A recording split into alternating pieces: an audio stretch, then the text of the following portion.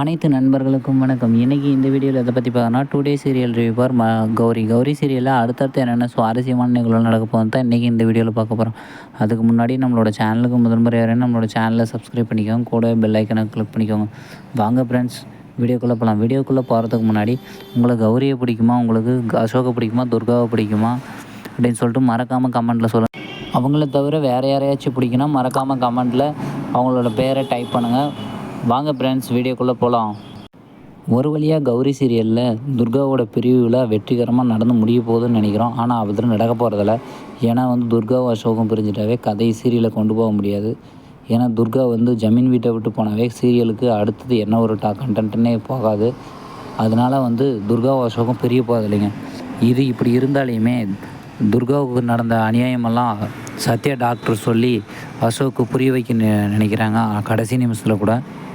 இவ்வளோ பிரச்சனைக்கும் காரணம் அசோக்கோட அத்தை கோகிலா தான், கோயம்புத்தூர் கோகிலா தான்ட்டு சத்யா டாக்டர் சொல்லும்போது அசோக் ரொம்ப ஷாக்காகி நிற்கிறான்.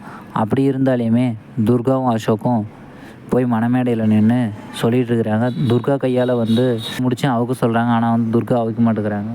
சின்னையாவையே அந்த 3 முடிச்சையும் அவுக்க சொல்லுங்கள் அப்படின்னு சொல்லிட்டு அவுக்க சொல்கிறாங்க. அப்படி அவுக்கும்போது நம்மளோட மாசாணியம்மன் கையில் கட்டிட்டு வந்த துர்கா கட்டிட்டு வந்த கயிறும் கீழே அவுந்து விழுந்ததும் மாசாணியம்மன் தடுக்கிறதுக்கான பாசிபிலிட்டி நிறையவே இருக்குது. இப்படியே தாங்க பொறுமையாக மூவ் ஆகிட்டு இருக்குது. ஓகே ஃப்ரெண்ட்ஸ், இந்த வீடியோ பிடிச்சிருந்தா அந்த வீடியோக்கு ஒரு லைக் பண்ணுங்கள், இல்லைனா டிஸ்லைக் பண்ணுங்கள். நம்மளோட சேனலுக்கு முதல் முறையாக நம்மளோட சேனலை சப்ஸ்கிரைப் பண்ணிக்கோங்க, கூட பெல் ஐக்கனை கிளிக் பண்ணிக்கோங்க. தேங்க்யூ ஃபார் வாட்சிங் ஃப்ரெண்ட்ஸ்.